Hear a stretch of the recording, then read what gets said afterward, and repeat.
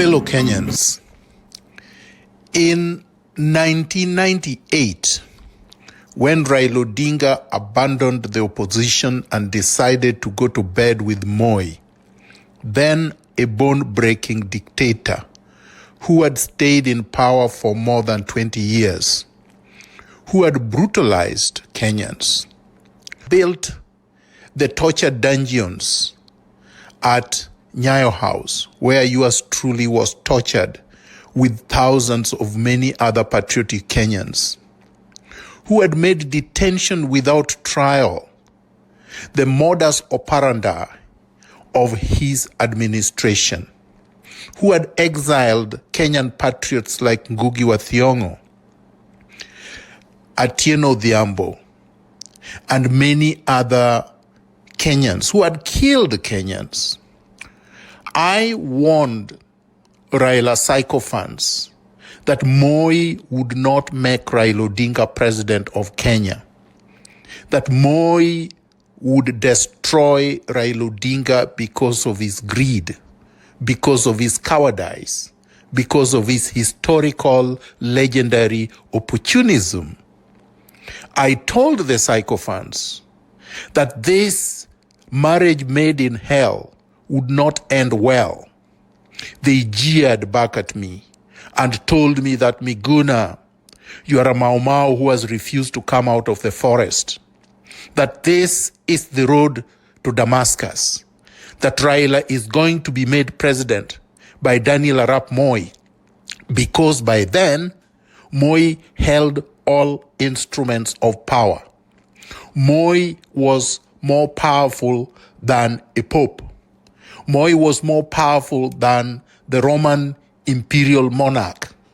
Moi was more powerful than Emperor Bokassa.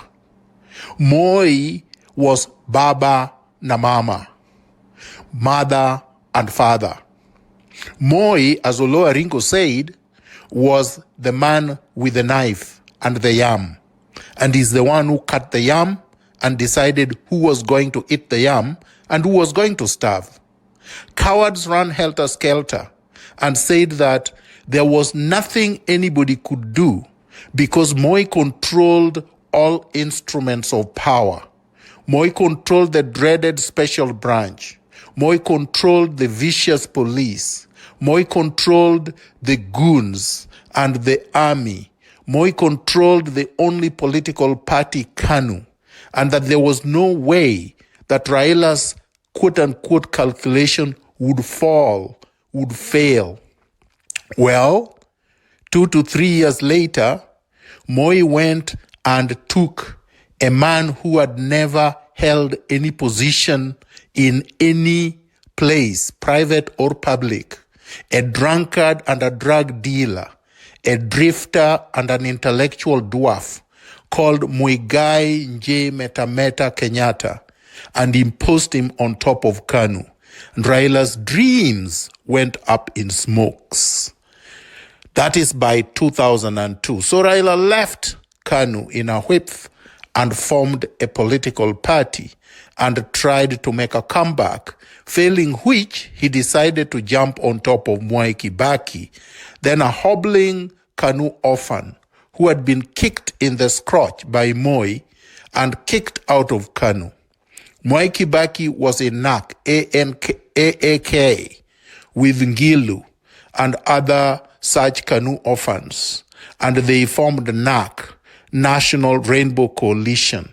This then became the new vehicle that Raila was going to ride to Damascus with. Now, I was told Jerusalem was gleaming. They were just about to cross River Euphrates, and that this was now the best vehicle that would never fail Raila Odinga on his way to Canaan. Mwai Kibaki then became the king that Raila imposed on Kenyans. And Mwai Kibaki became president in 2002. By then, he had allowed Raila to work, quote unquote, from State House. Media was awash with pictures and video clips of Raila entering and coming out of State House as if he owned it. Less than 1 year later, that marriage in hell fell, and Raila was again on the streets saying that he had been betrayed. Mwai Kibaki had not kept the so-called MOU. Mwai Kibaki said there was no MOU. Raila said it was there. We never saw the draft, but Raila insisted that the MOU existed. The road to Damascus was exploded by the Kikuyu mafia, and Raila went back to the trenches. Meanwhile, tens of thousands of his supporters, the sycophants, were being brutalized, maimed, and killed by Mwai Kibaki's police. Raila then started a referendum campaign that we had to change the constitution. Mwai Kibaki had to be removed. And there was a referendum that he won. But then, because he's a typical, historical, legendary coward, he then refused to take power. Mwai Kibaki remained in power. Raila Odinga continued to agitate, trying to get his people to Canaan. That road was effectively blocked. And Raila decided that he was going to turn around and remove Kibaki in the ensuing elections of 2007. And he won that election. And he said that Kibaki represented everything bad with Kenya, that Kibaki was a dictator, that Kibaki was a tribalist, that Kibaki was a looter. And he said Uhuru too was a looter, that Uhuru represented the very worst. He represented the legacy of his father, the thief, his father, the murderer, his father, the tribalist.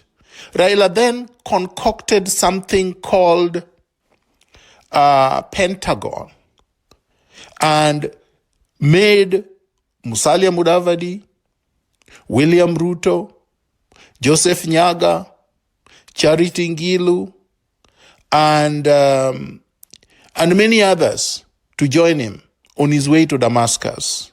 He won the elections of 2007. Kibaki stole the elections. Kibaki refused to leave power. We then decided to resist Kibaki's electoral coup and pushed Kibaki to the wall. Kibaki could not even leave State House to go to church. The international community was on our side. The international media was on our side. The local media was largely on our side. The civil society was on our side.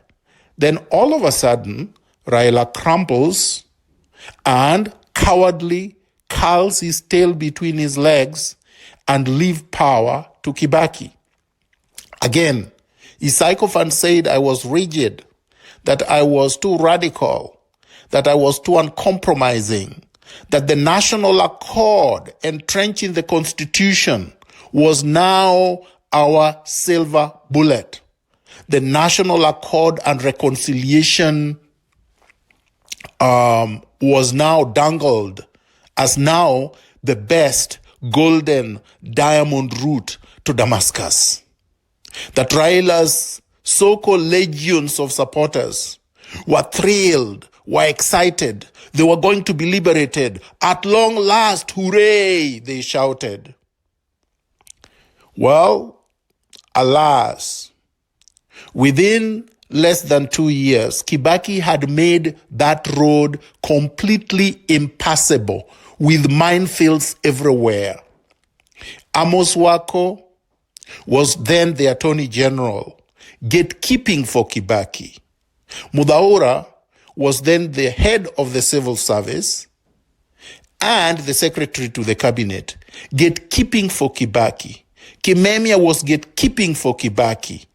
Many of the current despotic surrogates and messengers were gatekeeping for Kibaki, and they made Raila's road to Damascus impossible to walk or run or sit on. And that dream blew up on Raila's face. Kofi Annan left and went to Geneva to his white wife, and Raila could not move. Raila then said, well, we are going to make another road, maybe a bridge, Maybe we are going to take a helicopter or a jet and fly to Damascus. Came around and formed something called CORD. It was a coalition, another coalition. And then they said, well, because Kibaki had taken over the IBC, we are going to create a new electoral commission. We disbanded the old ones. Kriegler was called in. Kriegler gave a good report. Kriegler made recommendations that are yet to see the light of day. Justice Waki was appointed to head the Waki Commission. Waki came up with wonderful recommendations. Those recommendations are yet to see the day, the light of day. Sorry, comrades. Miguna and others were then told to initiate a draft for a new constitution. We were going to have a referendum, another referendum. That this then was a supersonic bullet that was now going to ensure that nobody steals elections again. That the Electoral Commission will never be controlled by the person in power, the president. We had a new constitution. We went around the country. We spent hundreds of billions of Kenya shillings that could have educated millions of Kenyans, that would have created tens of hundreds of thousands of jobs, that would have opened up factories that would have employed thousands of Kenyans, that would have constructed houses for the homeless, that would have been able to transform all the slums and provided them with clean running water and sanitation, that could have made sure that all Kenyans did not die of hunger. We spent that amount of money and drafted a constitution, took it to a referendum, and Kenyans ratified it. The constitution provides for a wonderful bills of rights, the right to free expression, the right to assembly, the right to conscience, the right to one man, one vote, and term limits. Article 142(2) says, a president or anyone holding the office of chief executive cannot be in power for more than 2 terms, whether the 2 terms constitutes 10 years or less.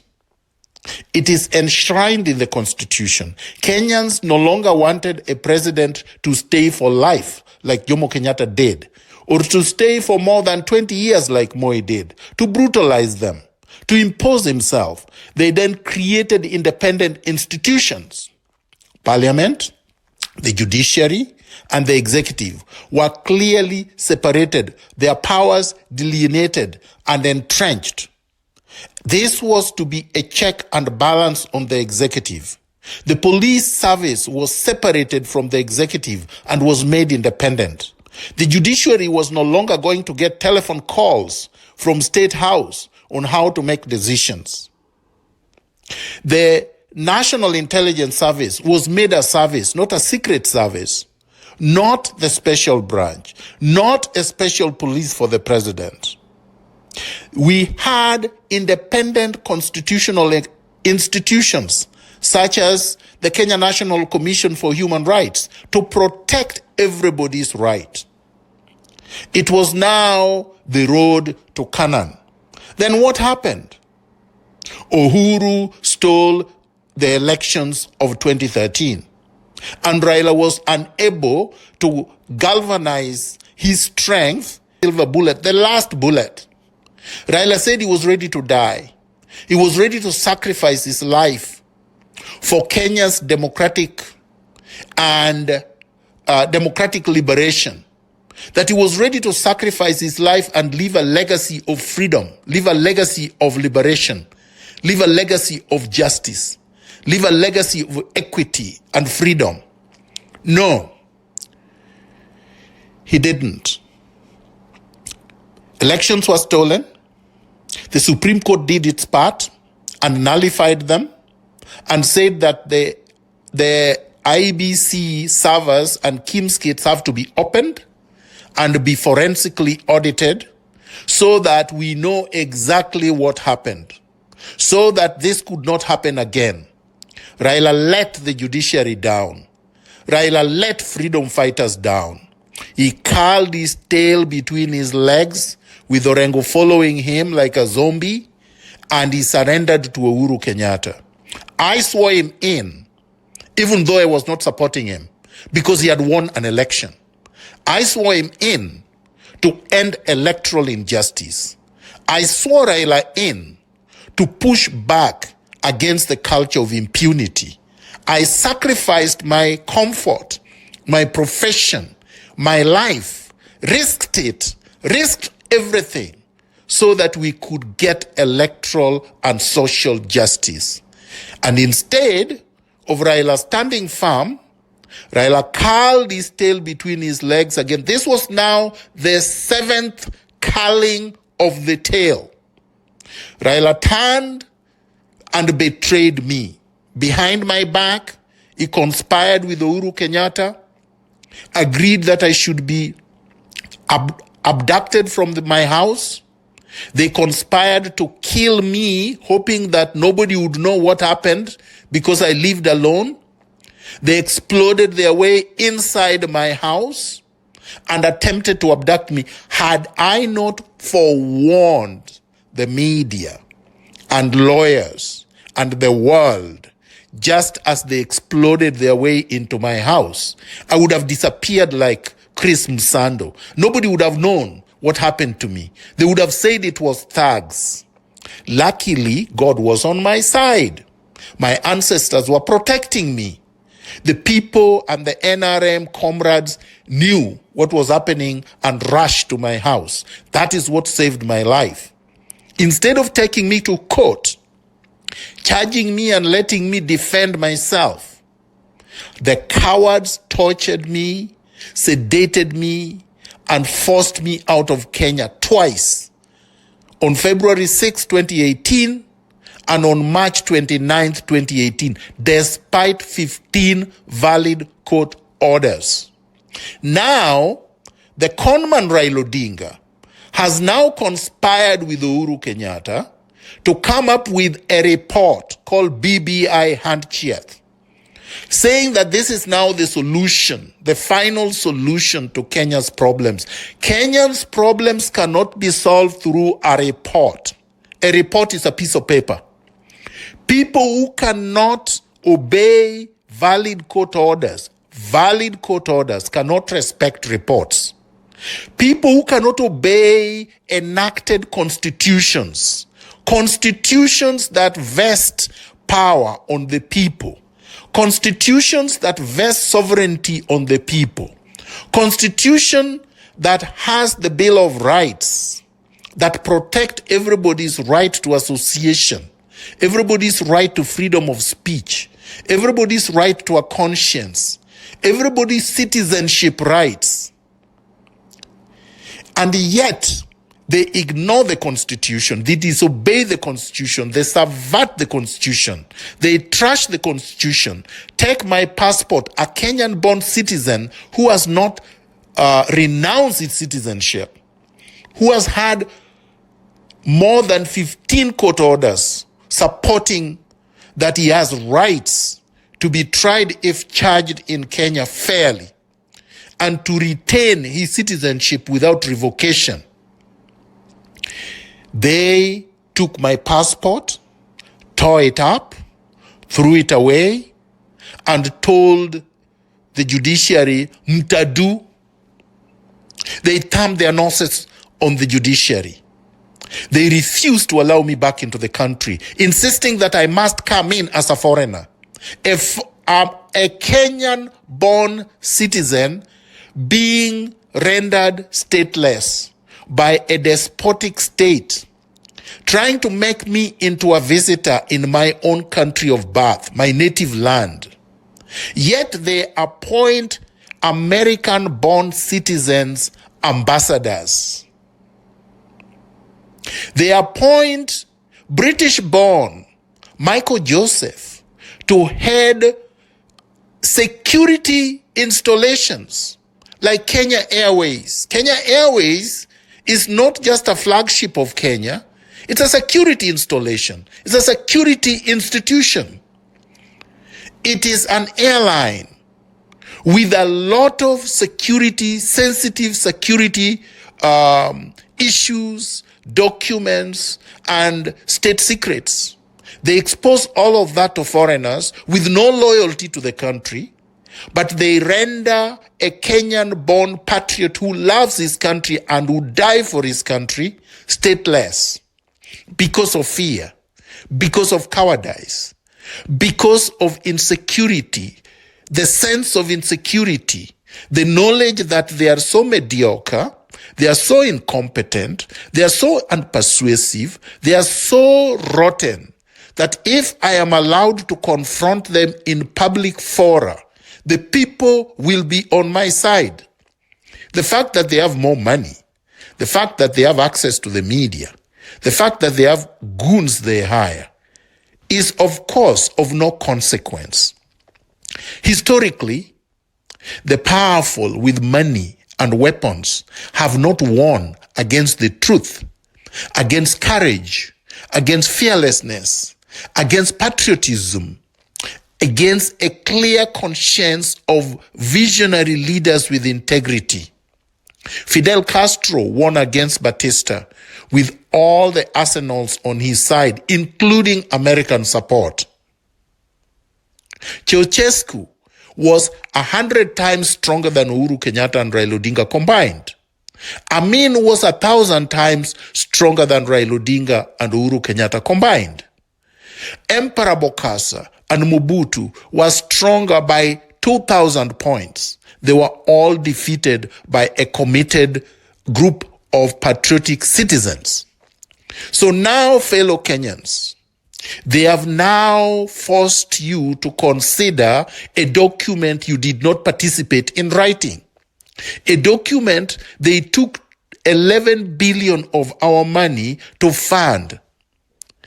A mere document could not have cost that much to write.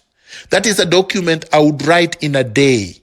But they said they have been writing it for all this time, and people who hold public office and earn from the public coffer, like the rotten Amos Wako who has been banned from the United States, and the rotten despotic Haji, have been double dipping, earning through the BBI handkerchief and earning from the Senate as well.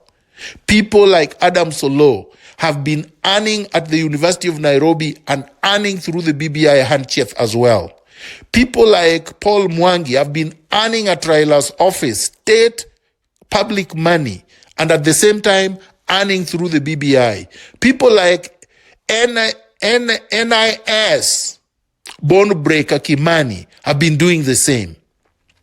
This is a rotten group that stole public money, that have drafted a rotten document to extend Uhuru Kenyatta's tenure at the head of government and head of state, illegitimate head of government and head of state. It must be rejected on the basis of a poisoned process, on the basis that it is a result of connivance and conspiracy of two individuals with an agenda to perpetuate impunity. The fact that the only intention that these people came together to paper over problems they have caused is because they want to create a system in Kenya where only the children of the rich and the children of the powerful can access public office, where theft is the gateway to prosperity, not hard work, not creativity, not innovation, and not resourcefulness. We must say no to the BBI handkerchief. Today, Tuesday, November 26th, as they unveil their rotten document, the Kenya Revolutionary Front hammer falls on the two despots once more. I urge all Kenyans to reject the BBI handshake. Reject BBI. Viva.